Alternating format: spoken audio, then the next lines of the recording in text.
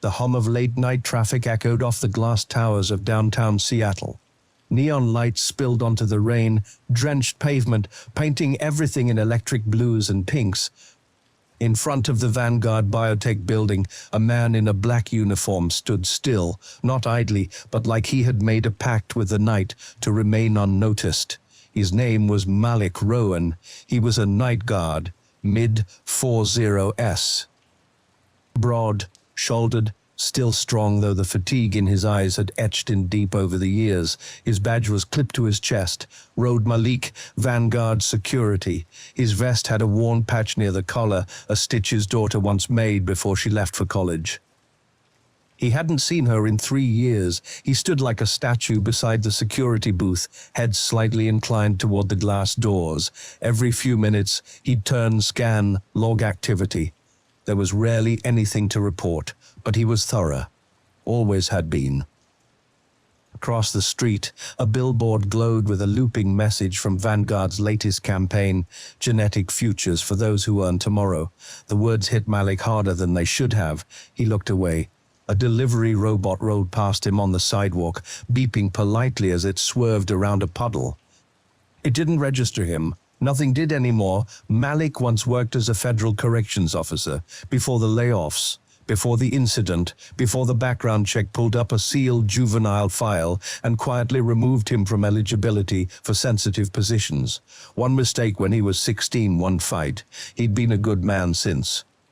A quiet life, working nights to pay rent on a studio in the South End, sending what he could to his daughter's tuition, but nobody asked about that part. A group of interns from upstairs passed by, laughing. They didn't see him. He was part of the architecture. Just another black man in a uniform holding up a building that didn't know his name. His shift ended at 6, but he stayed a little longer that morning. He always did. When the streets were still empty, before the city remembered to be busy again, he'd sit on the bench near the fountain out front, sip stale coffee, and watch the sunrise reflected in the mirrored tower. That morning, though, something changed. A commotion in the lobby, raised voices. The biometric scanner had locked up again, some glitchily update. A woman mid-30s in a tailored blazer was arguing with a junior staffer. "I'm here to pitch a $10 million contract, and your system won't recognize me." The staffer was flustered. "I'm sorry, ma'am, the eye's still sinking." Malik stepped forward. "Try stepping back and removing your glasses. The new facial scans are sensitive to lens glare. It's a known issue." The woman looked at him like he'd materialized out of nowhere, but she did what he said. The scanner blinked green. The door slid open. She turned back. "How did you know that?" "I read the patch notes," he said simply. She stared at him, then nodded. "Thanks, Mr. Roan, right, thank you. Mr. Roan, right. Thank you, Mr. Roan," and she walked inside. That would have been the end of it. But she turned out to be the chief ethics officer for Vanguard's parent company, and 2 days later, Malik got a message on the terminal in the booth. "You've been flagged for internal review, non-disciplinary, human oversight clearance requested." He leaned back in the chair. He had no idea what that meant. But something had shifted. He looked out across the street. The billboard still blinked, "For those who earn tomorrow." And for the first time in years, Malik Roan wondered if maybe, just maybe, he could. The message stayed on the screen for 2 full days. Malik didn't respond at first. He figured it was a mistake, some bureaucratic mix-up that would sort itself out. Internal review. That could mean anything, probably did. He kept scanning badges, logging deliveries, nodding to the same 6 faces that still never quite saw him. But on the 3rd night, an unfamiliar man showed up at the booth just after 2 am. Dressed but understated, dark turtleneck, slim coat, badge without a department. "Malik Roan." Malik stood a little straighter. "Yes, I'm with Subethics. We're the Human Systems Audit Team. Mind if I ask you a few questions?" Malik hesitated, then nodded. "Not while I'm on watch. You can walk with me." They did. Down the perimeter, past the backlot, along the loading bay, the man Jensen, he said his name was, didn't ask about security protocols or emergency drills. He asked about people. Have you ever overridden the camera feeds? No. Ever intervened with AI enforcement protocols? No. Ever observed the system misidentify someone? Malik paused. Yes. A delivery guy, Somali. I think system flagged him as a risk.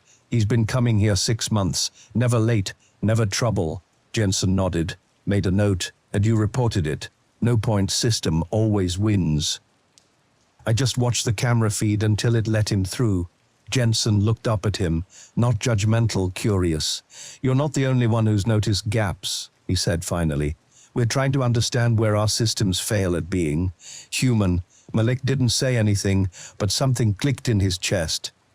The next morning after shift, he couldn't sleep.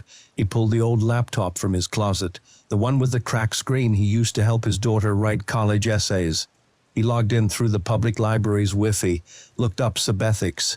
The site was bare. Just a single line, we study edge cases.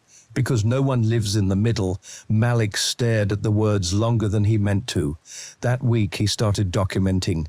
Every time the biometric scanner blinked red without cause, every time someone had to repeat themselves because the voice assistant didn't recognize an accent.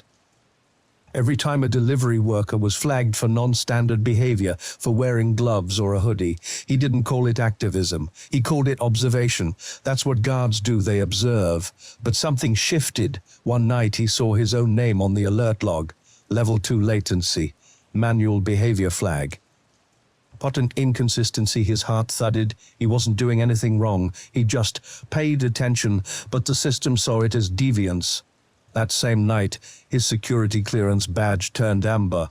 Not red, not revoked, just changed, restricted. 2 floors he used to access for routine patrol were now locked. He wasn't on the briefing email anymore. One manager started saying, just stay to the front perimeter, Malik. No need to do the rounds on level B anymore. He didn't argue. But inside, it felt like the same thing all over again. The slow, subtle exile. Just like after the federal job, just like after the file from 25 years ago, rose from a sealed record like a ghost. At home, the lights flickered. His heater broke again. The landlord hadn't responded to messages in weeks. Malik wrapped himself in a coat and sat by the window with an open notebook, sketching out what he'd seen. Notes, patterns, timestamps. He didn't know what it would lead to, but it was something. One night, Jensen returned, not during shift, not with a badge. I read your report, he said. You did one. Malik nodded. It's good, real. You see things we don't. I've been doing this too long not to.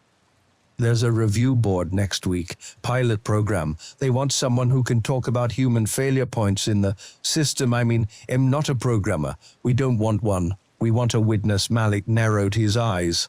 What's this really about? Jensen didn't smile. He looked tired. Real. There's a difference between surveillance and awareness. Malik, most people don't know the line, but you do. Come tell us what it looks like. Change didn't come with applause. The review board met in a windowless room with dim lights and filtered air. No cameras, no notepads. Just 5 people in slim suits and the same neutral expression listening.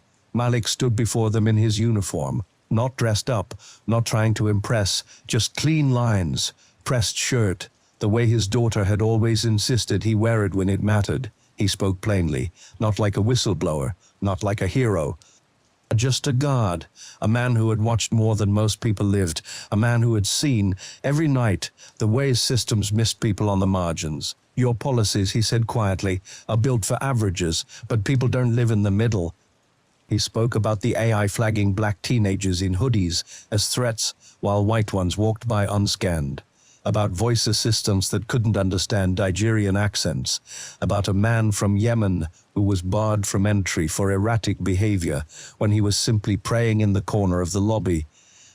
I didn't intervene, Malik admitted. At first, I thought it wasn't my place. But I watched, and I remembered I was flagged once too. 25 years ago, one mistake. One misunderstanding, and the system never let it go. He paused. People aren't code. They break. They recover. The machine doesn't know that. You need people who do. The panel said little. When he finished, one woman looked up from her tablet and asked, "And you want what exactly, Mr. Roan?" Malik shook his head. "I'm not asking. I'm offering." The following month, Malik was assigned to the Prospective Integration Task Force, a bureaucratic title for a simple job: sit in the room, read the documents, and ask the questions the systems wouldn't. He didn't write algorithms. He rewrote edge cases. He sat in sessions with engineers half his age, reviewed data sets, flagged patterns. They called it qualitative correction, but he knew what it really was. Memory, one of the first protocols revised in part by his input, was nicknamed internally Roan's Rule. It required that any I-based flag on a person's identity, behavior, or access had to include a path for human override and a flag review by someone outside the immediate chain, a person, not a screen. 3 years later, Malik stood on the perimeter of a new development, zone clean, shining, full of electric hums and frictionless movement. A young guard beside him asked Mr. Roan, "That story you told in the ethics doc about the man who got flagged at the loading dock, that was you, right?" Malik didn't answer at first. He just looked at the slow arc of the setting sun across the mirrored glass of a tower labeled Horizon Systems, Human Factors Division. He finally said, "Does it matter?" The young man shrugged. "Guess not. Just thanks for changing things. Even a little." Malik nodded once. As the sun dipped low, a woman in a sari approached the gate, holding a package. The scanner blinked red. The young guard hesitated, looking uncertain. Malik stepped forward. "It's fine," he said. "I've got her." He keyed in the override manually, gently. The gate opened. The woman smiled. "Thank you, sir." Malik nodded. "Be well." As she passed through, Malik looked up at the camera just above them. It blinked green, then paused. Manual override recorded. Roan protocol engaged. He turned back to the young guard. "You don't let the machine do all the seeing for you," he said. Then Malik looked out at the city, not as something distant, untouchable, but as something he'd helped shape, even if no one would ever know his name. He didn't need a statue or a news story, just a gate that opened when it was supposed to.